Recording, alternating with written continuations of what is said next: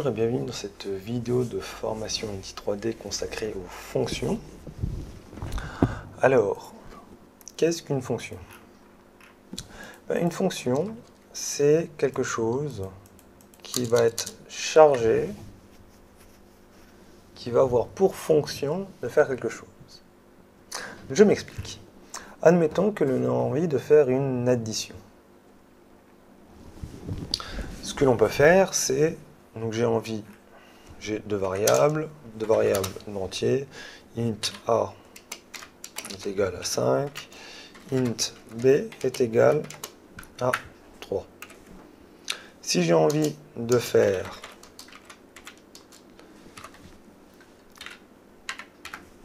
l'addition, je peux faire comme ça. Et là, ça va m'afficher 5 plus 3. Ça ne m'affiche rien, parce que le script n'est pas dans la scène. Voilà, ça m'affiche 8. Ce qui est normal. Maintenant, admettons que j'ai envie de faire 3 plus 5. Ou plutôt 8 plus 3. On va changer ça. Et ce code-là va toujours marcher. Effectivement, ça m'affiche 8. Maintenant, si je dois être ici dans la fonction update, c'est-à-dire, je le rappelle, la fonction start s'exécute au démarrage et update s'exécute à chaque image du jeu. Qu'est-ce que je vais devoir faire? Je vais devoir refaire ma fonction. Non, déjà, je mets des variables, mais je n'ai pas les valeurs, donc c'est plutôt dans ce sens-là qu'il faut le faire. A plus B.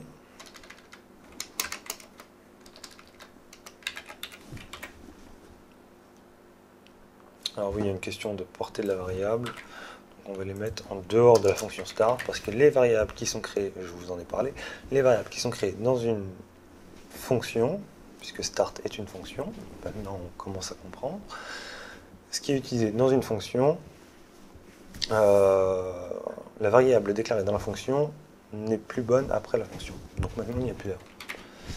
Qu'est-ce qui va se passer? Donc ça va m'afficher 11 et ça m'affiche 11 tout le temps.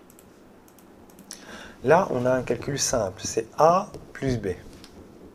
Maintenant imaginons qu'on ait besoin de faire une fonction qui fait 500 lignes. Il va devoir falloir la taper 500 lignes ici, plus 500 lignes là. C'est beaucoup. Plus, imaginez que vous ayez, par exemple, que vous ayez une condition, si le joueur est un homme, on fait ça, si le joueur est une femme, on fait ça. Eh bien, il va falloir, alors encore une fois, là c'est qu'une ligne, mais imaginez encore une fois que c'est des codes de 500 lignes.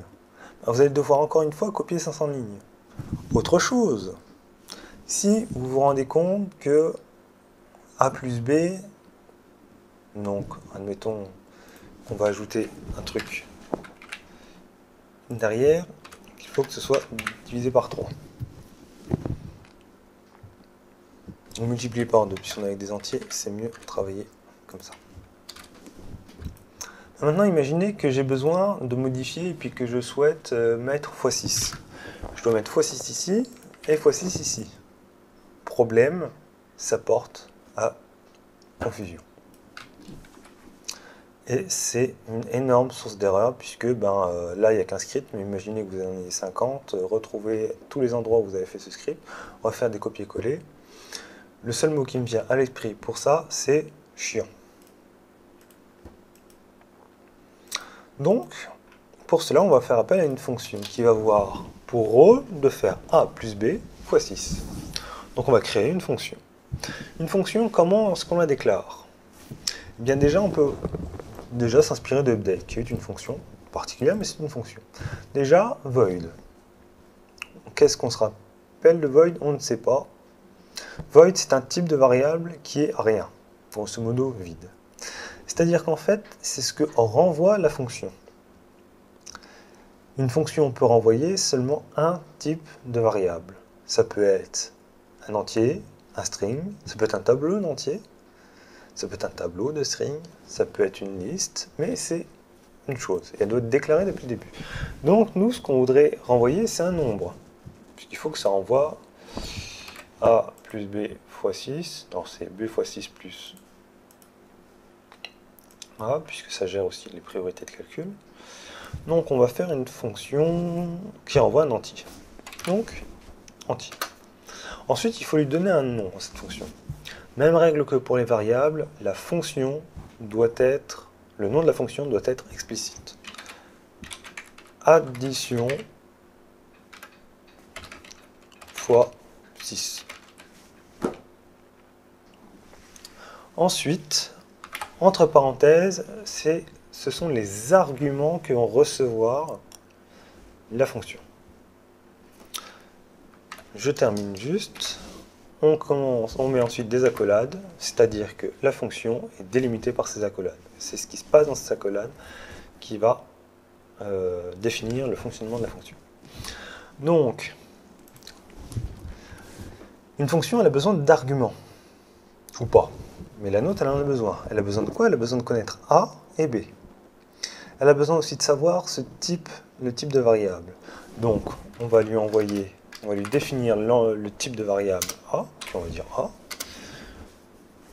Une virgule pour séparer, puisqu'on a besoin de plusieurs variables. Int, puisque c'est un entier B. Et rien d'autre. Maintenant, ce qu'elle doit être capable de faire, c'est A plus B fois 6. Donc on enlève ça. Et on va le mettre à l'intérieur de la fonction. On va voir ce qui se passe.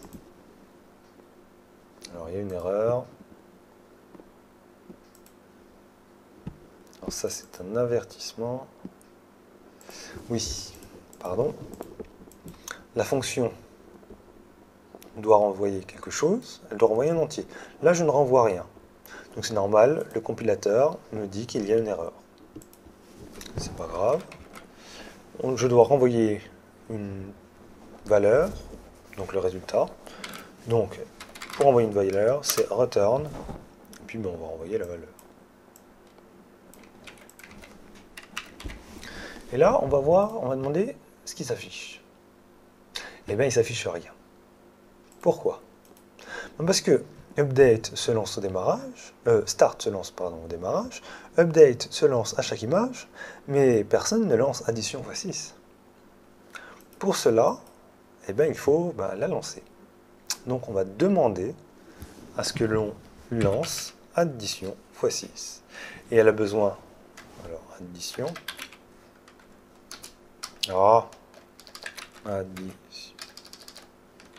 addition fois 6.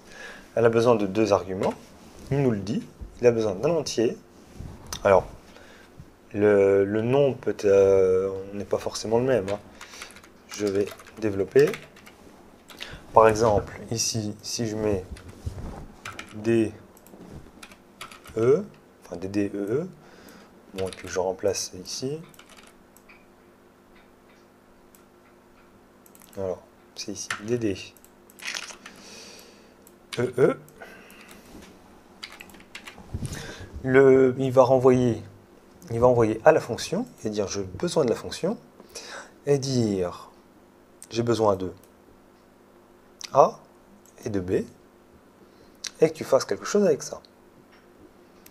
Ça va aller là, donc premier argument qui est le A qu'on a déclaré ici, premier argument qui devient le premier argument ici, donc DD, donc A devient DD, P, le deuxième argument, devient EE.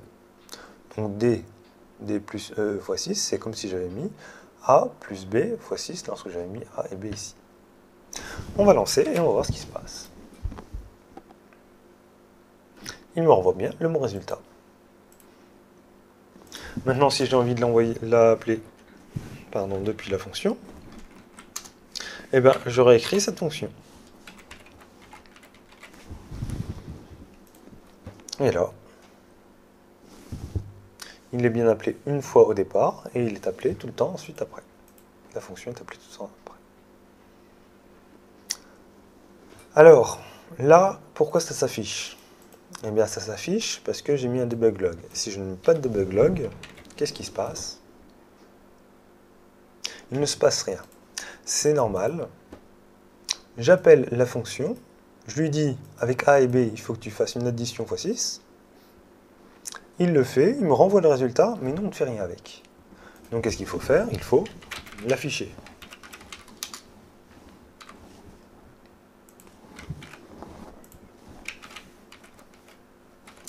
Debug.log. Voilà, et là, ça devrait normalement me l'afficher, puisque ça va aller dans la fonction, qui va nous renvoyer le résultat. Le résultat est envoyé dans notre debug log, et on a notre résultat. Si je change x6 par x5, je le change ici, je lance sur play, et le résultat a changé pour tout le monde, même le premier résultat.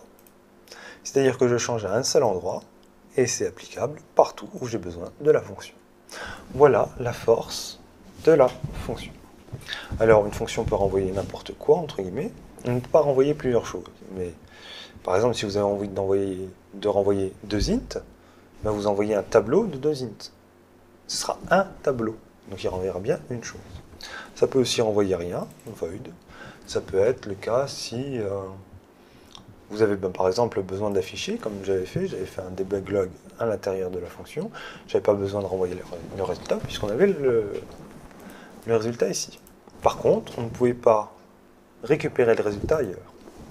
Donc normalement, il faut faire return et renvoyer une valeur. Maintenant, vous devriez commencer à comprendre certaines choses. Par exemple, debug.log, eh bien, je fais appel à quelque chose de debug, donc le débugage, .log, c'est-à-dire que je fais appel à la fonction log, et je lui envoie un argument. Et notre argument, c'est le résultat de notre fonction. Log est donc une fonction de debug. Addition x 6 c'est une fonction de new behavior script. Donc on peut le simplifier en this. This, c'est le script où on est. Et il est bien présent dedans. Autre chose, je reprends notre exemple précédent, notre exercice précédent. Eh bien, on avait aussi quelque chose ici, puisqu'on avait besoin de convertir une chaîne de caractères en indice. Eh bien, on avait quelque chose convert, nous allons voir dans la vidéo suivante ce que c'est. Point, pour faire appel à une fonction. Et puis, la fonction, qui est décrite là, toInt32, qui reçoit un argument, elle reçoit un argument, un string. Nous lui avons bien envoyé un string, l'indice tableau est un string. Nous lui avons bien envoyé un string, qui nous a renvoyé donc un entier, et qui l'a stocké donc dans notre tableau. Donc on va de fil en aiguille, on commence à assimiler quasiment l'ensemble du scripting pour un débutant. Puisqu'après il y a des notions mais qui ne sont pas obligatoires et qui ne servent à rien. Autre chose, nous avons une liste. Nous pouvons faire des choses avec les listes. C'est-à-dire que nous allons créer une liste. Alors c'est, si je ne me trompe pas, public list.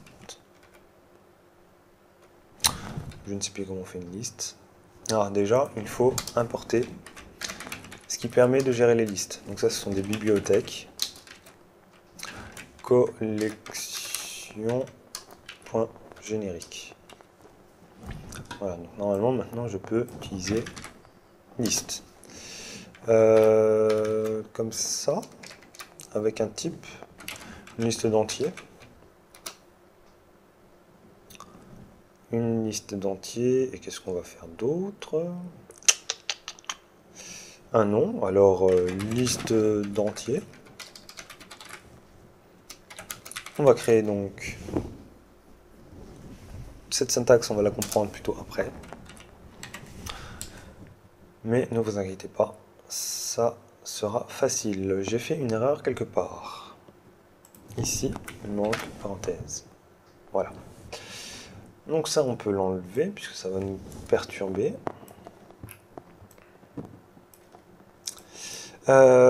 Pourquoi est-ce que j'avais dit qu'il fallait voir les fonctions avant de voir les listes? Bien, le truc des listes, c'est que ça fonctionne que quasiment par fonction. C'est-à-dire qu'admettons que j'ai envie de mettre une nouvelle valeur dans la liste, c'est-à-dire que j'ai besoin d'ajouter quelque chose dans ma liste d'entiers. Eh bien là, il va falloir chercher notre liste, mettre un point pour appeler une fonction, et dire ajouter une valeur, donc un 5 par exemple. Je vais lancer sur Play. On va vérifier dans notre script, donc je sélectionne mon objet sur lequel j'ai attaché mon script, ici c'est main camera. Je regarde le script à ce niveau-là, et je développe donc la liste. Et je vois que l'élément 5 est ici présent. Si j'ai envie d'ajouter encore un autre entier, je dois encore faire appel à la fonction add.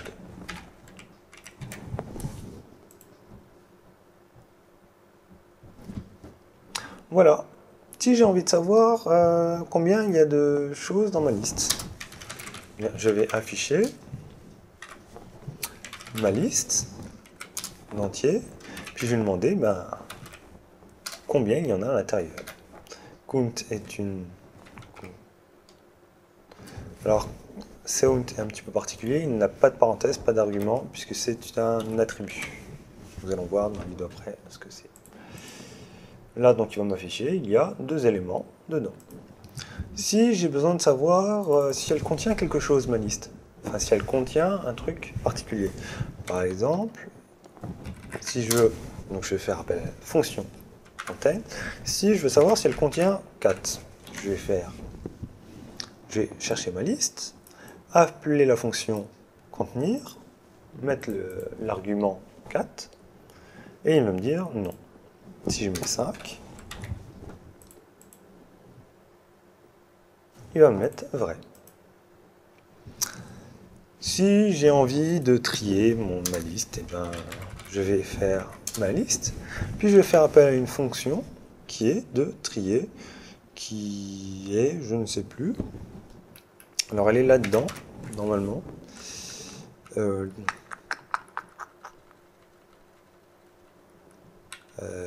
Sort, voilà, c'est celle-là. Est-ce qu'il y a besoin d'un argument? Je ne crois pas. Et oui, donc je mets 5 et 2, donc normalement ça m'affiche 5 et 2, mais je trie derrière. Ça a bien trié 2 et 5, donc ça a trié dans l'ordre alphabétique. Voilà, c'est ça pour les listes. Il faut faire appel à des fonctions.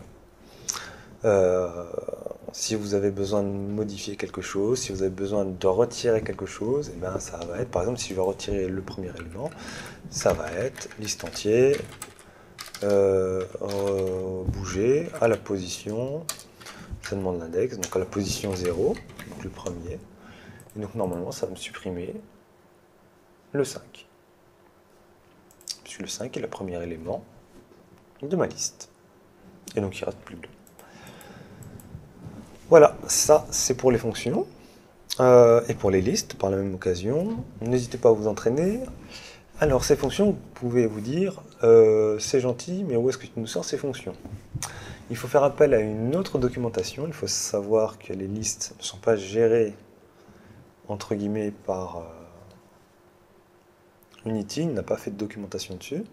C'est géré par la MSDN de Microsoft. Savoir que c'est eux qui... Bon, ils n'ont pas inventé les listes, hein, mais c'est eux qui gèrent ça dans le C#. Donc, ça nous dit, donc, allez sur Microsoft, cette adresse-là. Bon, normalement, hein, si vous tapez liste C#, vous tombez dessus, hein, premier un Google.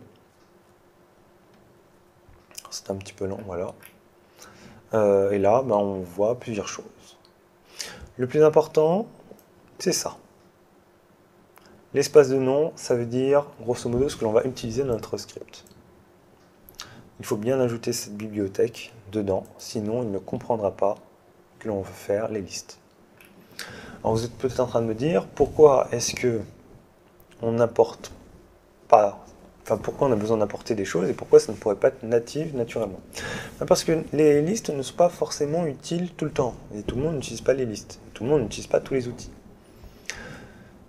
Par exemple, imaginez que vous êtes un mécano. Vous avez un atelier de mécano. Maintenant, vous êtes en déplacement pour être chez un particulier. Qu'est-ce que vous allez faire? Vous allez prendre votre camionnette avec déjà moins d'outils.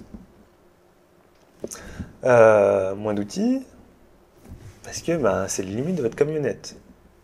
Grosso modo, nous, les limites de notre ordinateur. Et puis, on a besoin de changer une vis. On va avoir besoin d'un tournevis. Mais on va juste prendre un tournevis. On va prendre notre boîte à outils, c'est-à-dire que nous, on a le moteur d'Unity et c'est système collection qui est par défaut. Donc on a notre petite valise à outils. Et puis si jamais on a besoin d'une forme de tournevis particulier, on va retourner à la camionnette, rechercher l'outil en particulier. Et donc on va l'indiquer qu'on va avoir besoin de cet outil pour pouvoir l'utiliser après. Pourquoi est-ce qu'on ne met pas tout? Imaginez que vous deviez apporter tout votre atelier sur vous. Ça va vous faire une surcharge, ça va être trop dur pour vous. Dans le cadre d'un ordinateur, c'est pareil. Il ne peut pas faire tourner un outil qui va être capable de faire absolument tout tourner tout le temps en même temps. Il va falloir faire des compromis. C'est pour ça qu'on doit définir en haut du fichier ce que l'on souhaite utiliser. Grosso modo, ça ne sert à rien d'ajouter des choses tant que vous ne voyez pas que c'est nécessaire. Les méthodes, ce sont les fonctions. Donc pour en revenir aux fonctions, bien entendu, c'est ici. Vous avez toutes les fonctions, et au joie, c'est en français, donc vous pouvez comprendre. Donc grosso modo, je prends un truc au hasard, copie tout, copie l'ensemble de la liste dans un tableau unidimensionnel en commençant au début du tableau. FinLast récupère tous les éléments, FinAll, pardon, récupère tous les éléments qui correspondent aux conditions définies par le prédicat spécifié. Bon, voilà, faut un petit peu réfléchir sur ce qu'il y a prédicat, etc. Remove all, supprime tous les éléments, etc., etc. Voilà pour la liste, pour les fonctions, pour cette vidéo. Je vous retrouve dans la vidéo suivante pour parler de la programmation orientée objet. Nous allons voir qu'en fait nous l'utilisons depuis le début de cette formation, sans que je vous le dise, ce qui va vous, en gros, ne pas trop vous perturber, mais en fait, vous allez juste mieux comprendre les scripts et comment est-ce qu'ils réagissent. À tout de suite.